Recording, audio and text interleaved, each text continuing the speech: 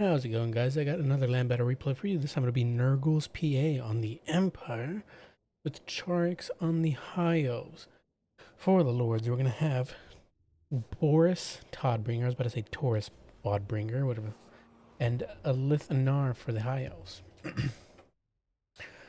For the Empire side, we're going to have Boris on his mount, along with the White Cloak of Ulrich, Midland Runefang, and, of course, Crush the Weak. Now, this is a tactics breakdown video, so let me just go over a couple things about why Boris is so good. He's got Midland Runefang, which is going to keep him sustained throughout the match, giving that 0.20 HP replenishment. So instead of having to bring a live caster for another lord, say like Karl Franz, you instead sacrifice some melee stats and good offensive items or self-buffing items like the Galmaraz for HP regen and still good melee stats, but not incredible. You also have the White Cloak of Ulrich, which pairs really well with his other items like Crush the Weak, which already reduces melee defense and melee attack, and along with Blood Roar, which pairs really well with Crush the Weak. -4 leadership from Crush the Weak, along with -8. So some very good debuffing from Boris, and which makes a lot of units very susceptible to terror routes when he's around, because he does cause terror on his mount, on his Griffin mount.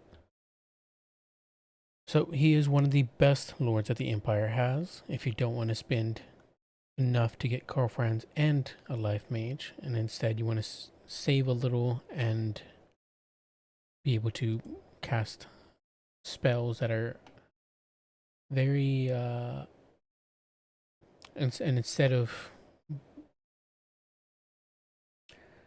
say you want to go with a lord instead of, so say if, instead of going for a lord that instead of going for a lord that relies on healing, you can switch out and go for a more damage centric mage like the Amethyst Wizard. And with that, you bring Spirit Leech and Buna, because they are the meta spells for the dark magic. For the army, you're particularly going to be relying on your war wagons, or rather this player is going to be relying on their war wagons to shoot down expensive targets like Imric, the Dragonborn, Dragon Prince ROR, shooting mages, maybe shooting even Illyrian Reaver Archers, though it's not really worth it. You can even just shoot at White Lions, but specifically you're going to be mainly targeting lords and high value targets which have low model counts or single model counts, just because of that very high accuracy and incredibly high AP. And you have a good amount of shots, but still, whenever with that reload time, you want to make sure that your shots are going into the right target. That's 6 reload time isn't drastic by any means, but it's still, your shots got to count.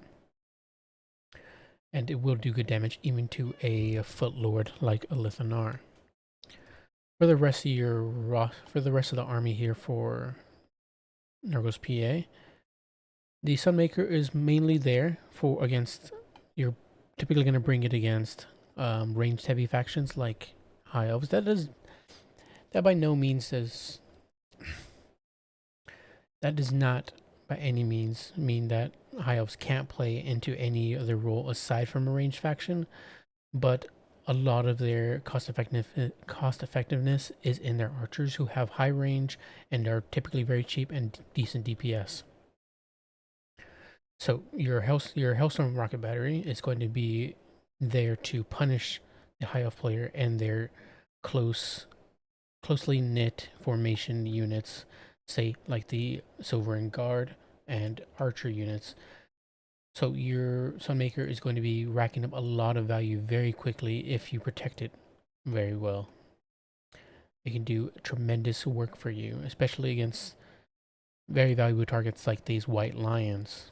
Though they have a more loose formation, it's still very packed in certain spots. So, and that they are more valuable than say going after an archer unit. If you go after those white lions, it can give you more gold value, but at the same time, these archers can do a lot more work than the white lions of Krace can against your build. The white lions are good infantry killers, can do some work into your Empire Knights, but you can easily just pull your Empire Knights out. The white lions aren't your most valuable target on the battlefield right now.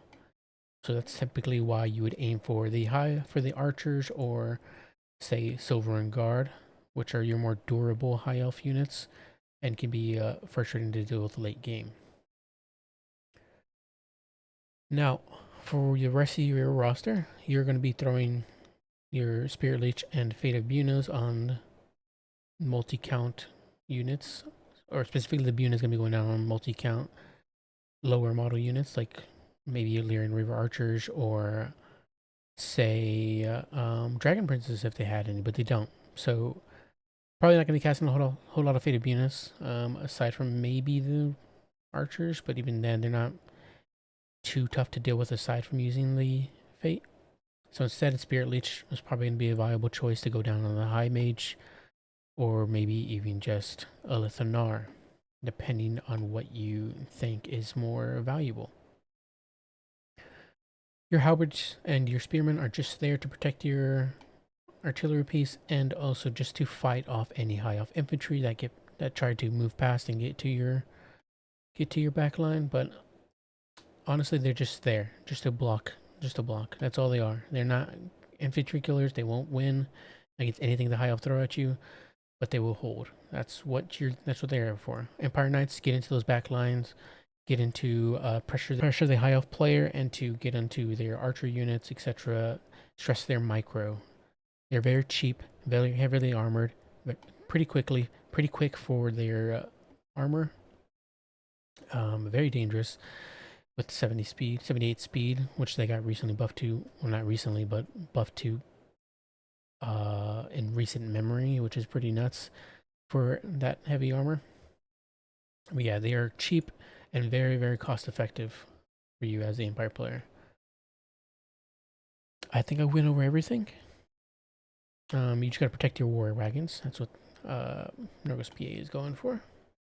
Though there's no Imric to snipe out, just an Lithanar, which it will take a while to kill him with those war wagons, and it's honestly not that great of a choice to shoot into. But that's all you really have on the high elf side. The high elf player possibly knew or possibly expected war wagons, which is to be expected considering war wagons are very popular in this matchup. So a lot of your value is unfortunately going to waste with those war wagons, and that's very good from the high elf player. Very good for the high elf player. The high elf player, we are gonna have a Lithanar. He's gonna be mainly used to snipe out artillery pieces, say like your Sunmaker, which it can be very detrimental on the battlefield. That Moonbow is specifically good for that. It's very accurate and does a tremendous amounts of damage, already sniping out one model off the Sunmaker, which is very detrimental for the Empire side because the less models you have, the less ammunition you have to shoot and less DPS. Aside from that, we have the High Mage. You're going to be wanting to throw that Tempest on Boris, keep him in place, try to take some shots into him with those Illyrian Reaver Archers, and maybe even punish him as well with a Lithanar. For the rest of the spells, Apotheos is just to heal up their units, and Soul Quench as well to possibly snipe out war wagons, which it might have been used already. I'm not entirely sure. That might have just been a Lithanar. We have some skirmishing again to screen out your Lord units like Boris or Karl Franz, maybe even war wagons as well. If you had Plague of Rust, you could um, combo that together and do a good amount of damage into the war wagons, but instead they have decided to go with the high mage. But it seems like for the high elf player, they're mostly going for a somewhat box formation just to kind of give the Empire player not great value targets to shoot at with their war wagons. Though unfortunately they are going to suffer from that Sunmaker. So what the high elf player is going to want to do is push up as fast as possible to minimize damage. But unfortunately for now, with all the Empire Knights, they are going to be stressing their micro a lot. A lot of their attention is going to be going away and trying to focus on minimizing their losses due to the Empire Knights. Once they deal with those Empire Knights, things will be going a lot more smoother for them. Though in the meanwhile, the Sunmaker will be going off. Let's get right into the battlefield here. We're going to have the Empire Knights try to get into the cookie jar on top of the Leon Reaver Archers, but the High Elf player is going to be paying attention to that and not going to let it happen. We're going to have Tempest throw down. Boris Todbringer is going to take some damage from that and be slowed down, giving the Leon Reavers time to shoot into him along with the Lithanar. Lithanar is targeting him, maybe? Or maybe he just shot at the... I'm not sure what he just shot at, actually. I think he maybe just be freely shooting. I'm not entirely sure. Sunmaker still shooting in, doing tremendous amounts of damage. One archer has been routed off down to 52 models. Really unfortunate. And another bonus there with the Sunmaker as well. With how much DPS you're putting in really quickly, you're taking off that martial prowess for the High Elves because they lose it at 25% HP or less. So once you're doing a lot of damage in 1 or 2 volleys to these archer units or maybe to the Silver Guard, you're getting rid of that martial prowess, which is very, very useful which is one of the best parts of the High Elves. So that is another factor as well. So we're gonna have the Sunmaker continuing to shoot in. A lot of his shots luckily missing for the High Elf side. The High Elf player is trying their best to dodge around and save some of their units some damage. We're gonna have a soul quench down, I think, from the high mage into the Empire Knights. Maybe do a little damage. I'm not entirely sure. Probably went to the war wagons actually. But either way, the Empire Knights are gonna try to chase it off, and they will screen her out so she can't get any more soul quenches off. We're gonna have another Sunmaker shot into the Lothar Sea Guard, do a lot really good damage, and do another shot in and practically decimate that unit down to 57 models. Though 57 models is pretty substantial, having that much HP still with that amount of models is very good. Another shot in, but it's gonna miss. Might tag a model or two, but not do a whole lot. With some war lions just running around trying to screen out the Empire Knights. That's probably what they're there for, mostly.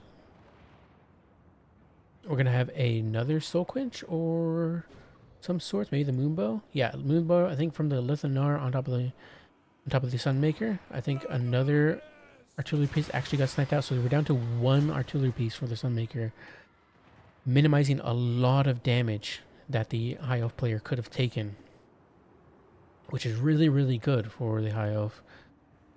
We're gonna send in he's gonna send in the Leon Reaver archers to chase down the war wagons, and which is really good. They're screening them out. They're not gonna be wasting their shots into the Leon Reaver archers, which is good. We're gonna have some more shots in from that 1 artillery piece. Even just with an artillery piece, they're still gonna do really good damage in those war lions, or rather those white lions. But it is seeming to be on its last leg, the Sunmaker, and that's going to cause that's going to force the Empire player to have to push. The artillery pieces are all gone, so now their crew is artilleryless, and now the infantry is going to be poked and prodded and run over by the High Elf side. The High Elf player has played this incredibly well, and unfortunately for Nurgos PA, their big damage dealing piece, the Sunmaker, has only gotten 1300 value. It could have gotten a lot more. 1300 value is still very good, but what their build is specifically for has been countered in a way.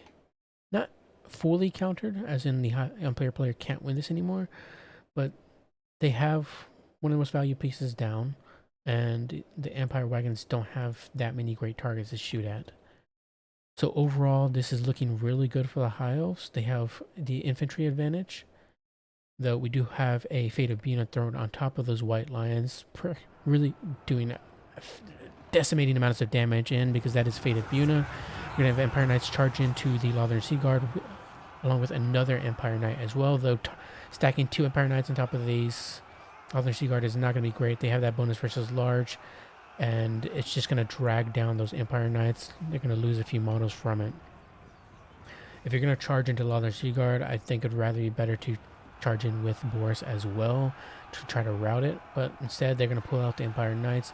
Boris Todbringer is going to go after the Mage, and though we got close to possibly routing it, we're going to have an Apotheosis thrown on top of that Mage to keep them in the fight. Those White Lions got routed off thanks to that Fate of Buna. War Wagons just shooting into whatever they can get their sights on. So in this case, the Lothern Sea Guard. The Lothern Sea Guard are going to put in a lot of damage into those War Wagons over time. So not a great trade.